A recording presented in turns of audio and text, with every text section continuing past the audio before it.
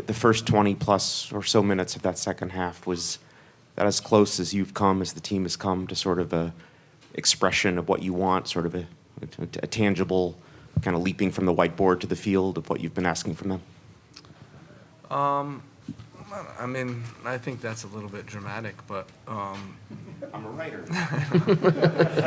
because I think the intentions all game were to be vertical, play behind him. You saw from the opening whistle, that was what we were doing, and I really liked that. I mean, to have two plays like that where they got yellows in the first, 20-something minutes, it shows that we're trying to execute what we talked about. And aside from that, it's also about the intensity that we played with. I mean, the guys, like, it was really just nice to watch that type of output of energy and running and competing, besides the soccer side. But so overall, happy with the game. But it's we have 2 more games in this window, and we can be happy probably for tonight and maybe in the morning, and then we got to go. It's Panama. Grant? Hey, Greg. Hey, Grant. With a guy like Pepe getting 2 more goals tonight, 3 goals now in 2 games with the national team, what's he doing well specifically in your mind? And how do you manage the inevitable excitement that's going to continue to happen here about him? We're all excited. I mean, for us, we're just sitting there and we're on the train. We're just observing everything that's happening. It's amazing. I mean, an 18-year-old gets an opportunity and takes advantage of it. What you see, and I think what I really like, is that he has this instinct, and it's really hard to teach that to players, and he has an instinct to score. He's a player. We put up the minutes of the past week, and he's a guy that was dragging. He played 90, 90, 90. Now he comes here and plays 90 or whatever he played, but we knew it was going to take a lot of mental courage for him to step up and really play with that relentlessness that we need, and he did it. So really proud of him, really proud of the effort that he had tonight. Stephen Goff, to your right. Greg, what did you see from Eunice in this big spot in a qualifier? Obviously, you've seen him before in friendlies, but in this situation, what did you like about his game? I liked everything. I thought he had an excellent game. We talked, and you guys know that, we talked about his quality of driving at the defense and unsettling the defense, and he did that constantly, and it's difficult, man. When you have someone dribbling at you who's that agile and that mobile and keeps the ball that close to him, it becomes challenging for the defense. We'll look at some defensive work, but overall, I thought he had a good performance. Paul Tenorio? Hey, Greg. Congratulations. Talking about driving at the defense on the goal, that's what Eunice did, drove at him. 18-year-old Eunice Musa drove at him, played at the 20-year-old Serginho Dest, to 18-year-old Ricardo Pepi. 20-year-old Brendan Aronson I thought was very effective tonight. These young guys, very mature performance, especially considering their age. What's your impression of just how this youth has been able to kind of handle this stage and adapt to it and learn from it and grow in the moment? I think when you look at this game, and it's only 1 game of a 3-game window, right? So we can't get too carried away. It was excellent application. It was excellent intensity. It was, everything was pretty good about this game. The trap is going to be, us thinking we're great and us thinking we've qualified for the World Cup. And if we do that, we'll get our ass kicked in Panama on Sunday. And for us, it's about, okay, now how do you bring that again? And then how do you bring that again? That's going to be the challenge for us. Paul Kennedy in the back. Greg, a little bit more on Eunice. Yeah. Yesterday when we saw him in the open session, he was working to the side of with everybody else. When did you guys get the negative PRC test result? Was he able to practice with the team yesterday, and what did you tell him in terms of when he was going to start, considering the unusual situation he was in of being so uncertain? I can tell you exactly when we got it. Look at my text messages. Because we were sitting there and it was supposed to be in 6, and then it didn't come in at 6 o'clock, and we're waiting. We're like, when are we going to get it? And it came at 6:46. That's when we found out. We had dinner at 7:30, and I pulled him aside before dinner. I said, "You're going tomorrow. You're negative," and it was great. I mean, you have to take the precautions, and we were a little worried, but it was great that he got to play. Ron Blum?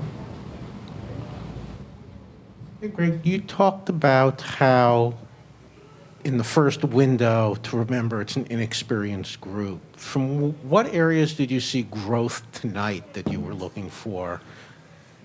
I think it was just the application of what we learned from last window and,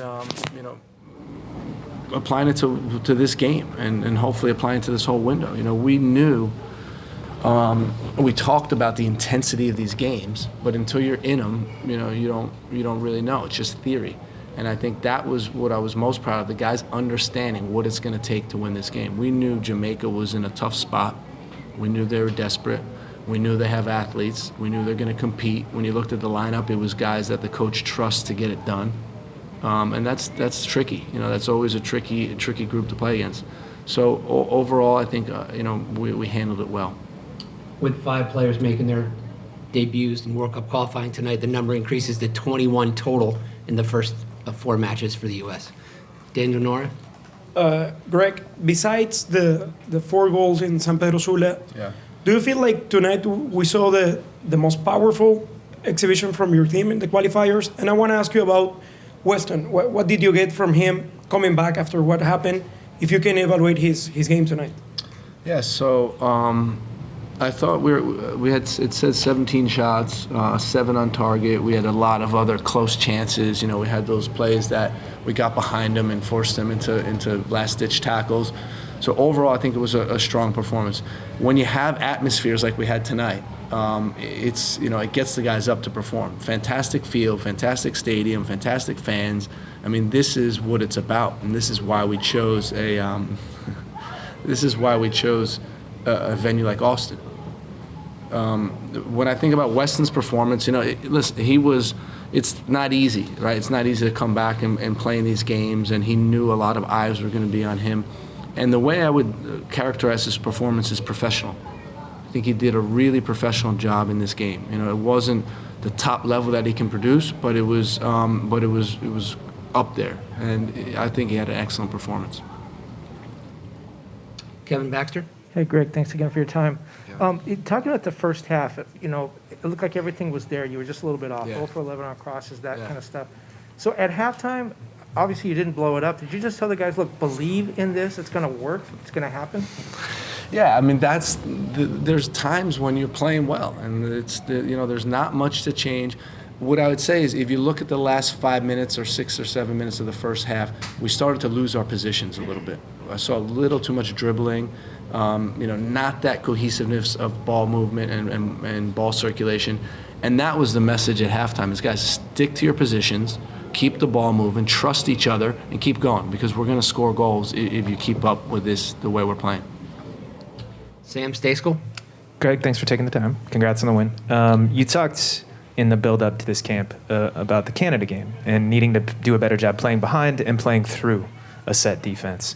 You guys were obviously able to do that tonight. What did you think of that? And as a follow-up, what did you think of the performance of the wingers, not just the starters, but Tim Weah as well? We talked about that word verticality. We said we want to get behind them, we want to stretch them, we want to play forward quickly, and we did it, and that's good. The wingers, when you think about Paul and Brendan, I would hate to play against those guys. They're relentless. They don't stop. It's annoying. Even from as the coach watching them, I'm like, oh my God, you guys aren't stopping right here. You keep going.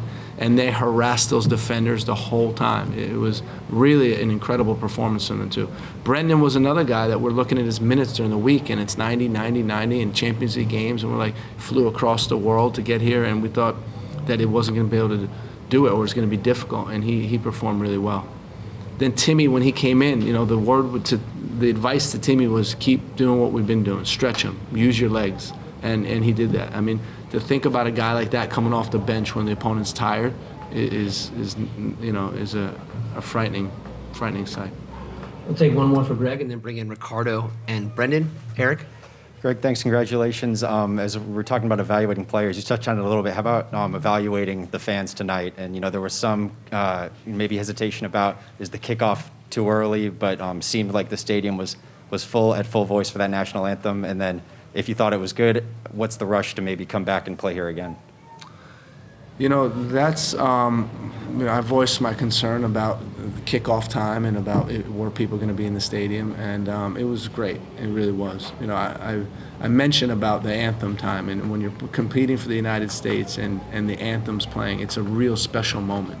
You know, when you think the whole stadium's united in their love for our country and the pride they have when the anthem's going on. So, you know, that sets the stage for a great game. And, you know, Austin certainly did their part, not only with the training ground, but the stadium and the fans. And, you know, we'd love to come back here one day.